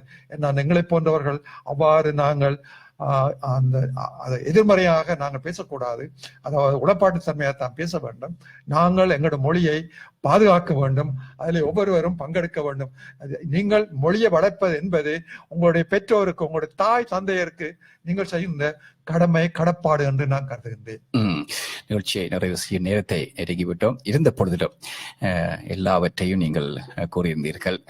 அதே வேளையிலே உங்களுடைய இந்த உயர்வுக்கு பின்னாலே ஏதோ ஒரு மறைமுகமான பின்னணி உங்களோடு பயணித்துக் கொண்டிருக்கின்றது. ஒரு மறைமுகமான நகர்வு உங்களோடு சேர்ந்து பயணித்துக் கொண்டிருக்கிறது. அந்த மறைமுகமான அந்த நகர்வு உங்களுடைய மனைவி.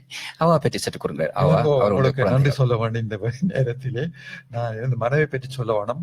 அவரும் என்னை போல் தமிழ் சிறப்பு கலையை பயின்று முதுமானி பட்டம் யூனிவர்சிட்டியை பெற்று கொழும்பு பல்கலைக்கழகங்களிலும் யாழ்ப்பாண பல்கலைக்கழகங்களிலும் நூலகராக கடமையை பற்றிய ஒரு சிறப்பாளர், விரிவுரையாளராக இருந்திருக்கின்றார். கனடாவிலே தமிழ் கற்பிக்கின்ற நூல்களை எழுதியிருக்கின்றார். கல்வி சபையிலே கடமையாற்றி கொண்டிருக்கின்றார். நாங்கள் 2 பேரும் தமிழை கற்றபடியினால எனது தமிழ் முயற்சி அனைத்துக்கும் உறுதுணையாக இருப்பவர் அவர்தான். நான் எழுதுகிற புத்தகங்கள் அத்தனையும் அவர்தான் மொய்ப்பு பார்த்து தருவார். அத்தகைய வகையிலே அவர் இல்லாம இருந்திருந்தால் நான் இவ்வளவுக்கு உயர்ந்திருக்க முடியாது. இவ்வளவு நூல்களை நான் எழுதியிருக்க முடியாது. அனைத்து நூல்களிலும் அவருடைய பங்களிப்பு இருக்கிறது. அந்த வகையிலே இந்த நேரத்திலே இந்த உங்களுடைய டைம் எஃப்எம் ஊடாக விமலா பாலசுந்தரன் அவர்களுக்கு நன்றி கூறுவதிலே நான் பெருமைப்படுகிறேன், மகிழ்ச்சியும் அடைகிறேன். உங்களோட பிள்ளையை பற்றி சொல்லுங்களேன். இன்னொரு விடயம் சொல்ல வேண்டும். எனக்கு ஒரே ஒரு மகன். அவர்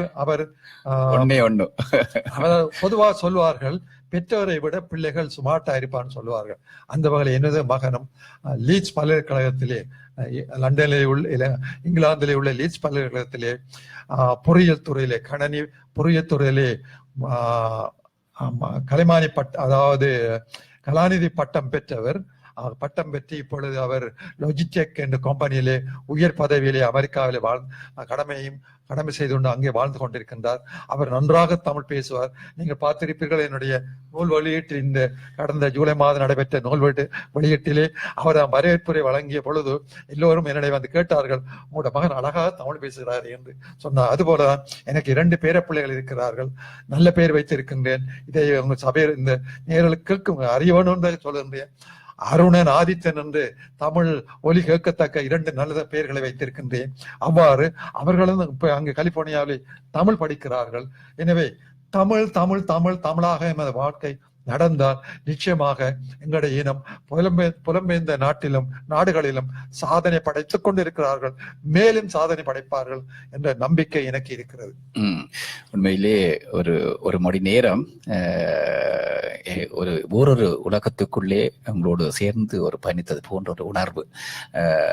எப்பொழுதுமே பல நேரங்களிலே நாங்கள் வானொலியிலே அறிவிப்பாளராக கடமை புரிந்த பொழுதிலும் சில சில விடயங்களை நாங்கள் எப்பொழுதுமே யோசித்து பார்ப்பதுண்டு.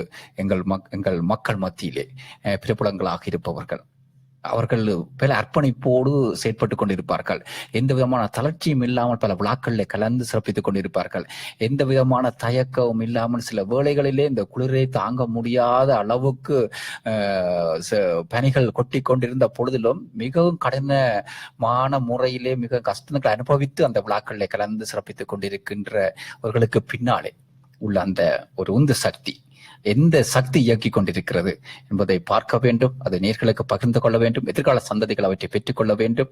இவர்களுடைய வழியிலே நாங்கள் பின்தொடர்ந்து சற்று ஒரு சிறு துளியாவது நாங்களும் எமது இனத்துக்கும் மொழிக்கும் செய்ய வேண்டும் என்ற ஒரு ஆர்வத்தோடு எத்தனையோ நேயர்கள் இருக்கிறார்கள், தமிழ் பற்றாளர்கள், எல்லா மக்களும் தன் அடையாளத்தை, தமிழர் என்ற அடையாளத்தை கூறும் பொழுது பெருமைப்படுவார்கள். என்றால் அந்த தமிழ் உள்ளுகளே ஒரு வீரம் இருக்கும்.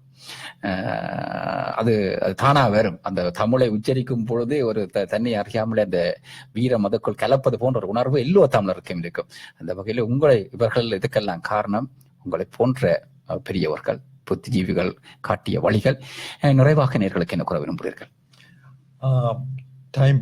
டைம் ஏப்பம் ஊடாக நான் சொல்லக்கூடிய ஒரே விடயம் தான், அதாவது மீண்டும் சொல்லுகின்றேன், இதை கேட்டுக்கொண்டிருப்பவர்கள் நிச்சயமா தமிழர்கள் தான், தமிழ் பேசக்கூடியவர்கள். நீங்கள் முதலிலே எண்ணிக்கொள்ள வேண்டியது நான் தமிழன் என்பதை மறக்கக்கூடாது. நான் தமிழன் என்கின்ற பொழுது எனக்கு ஒரு வரலாறு உண்டு. அது உலகத்திலே உள்ள இன மக்கள் அனைத்துக்கும் முற்பட்ட வரலாறு உண்டு. அந்த வரலாறு நாகரிகம் மிக்க வரலாறு.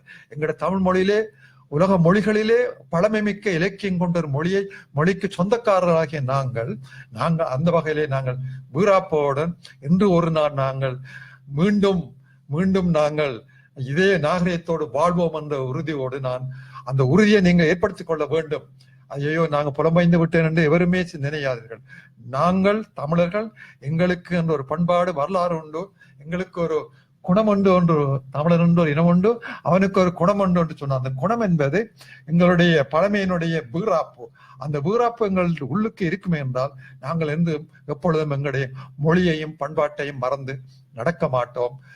நிச்சயமாக இத்தகைய ஒரு உறுதிப்பாடு ஒவ்வொரு தமிழரும் எடுப்பீர்களே, ஆனால் நிச்சயமாக எங்களுடைய உலகத்திலே மீண்டும் தமிழ் மொழியும் தமிழ் பண்பாடும் தலை நிமிர்ந்து நிற்கும் என்று கூறிக்கொள்ள விரும்புகிறேன். நன்றிகள் பேராசிரியர் கலாநிதி இளைய தம்பி பாலசுந்தரம் அவர்களே. உண்மையிலே நீங்கள் உங்களை பற்றி நாங்கள் கூற தேவையில்லை. எல்லா நேயர்களும் இப்பொழுது டைம் FM ஊடாக .ca ஊடாகவும் இணையதளத்தின் மூலமாக உலகம் பூராக பார்த்துக் கொண்டிருக்கிறார்கள். மோன்ட்ரியல் FM ஊடாக பண்பலை ஊடாக 102.9 பண்பலையின் ஊடாகவும், மோன்ட்ரியல் ITR சிறப்பல வரிசையின் ஊடாகவும் ஒளிபரப்பாகிக் கொண்டிருக்கிறது. அதே நேரத்திலே முகப்புத்தகத்தின் ஊடாக நேரடியாக தொலைக்காட்சியிலே பார்ப்பது போன்று பார்த்துக் கொண்டிருக்கிறார்கள். அவர்களுடைய குறிப்புகள் வந்து கொண்டே இருக்கின்றது. உங்களை பற்றி, உங்களுடைய சேவைகளை பற்றி உண்மையிலே பெருமையாக இருக்கின்றது. உங்களை ஒரு குறுகிய நேரத்துக்குள்ளே, 1 மணி நேரத்துக்குள்ளே உங்களுடைய வரலாறுகளை அடக்குவது என்பது இருளை கைக்குள் அமர்த்து பிடிப்பது போன்று நானும் அப்படித்தான் நினைக்கின்றேன். நான் என்னுடைய செயற்பாடுகள் கனடாவிலே மேற்கொண்டு செயற்பாடுகள் 3 பகுதியை தான் கூறினேன். இருளை கைக்குள் பிடிப்பது போன்று மீண்டும் ஒரு நிகழ்விலே சற்று விரிவாக ஆராய்வோம். நன்றிகள் பேராசிரியர் அவர்களே.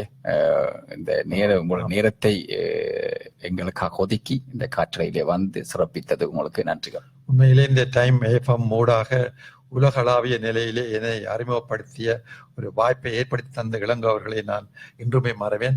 நேயர்களே, இந்த இளங்கோ அவர்களை நான் 4 வயது சிறுவனாகத்தான் அறிந்திருந்தேன்.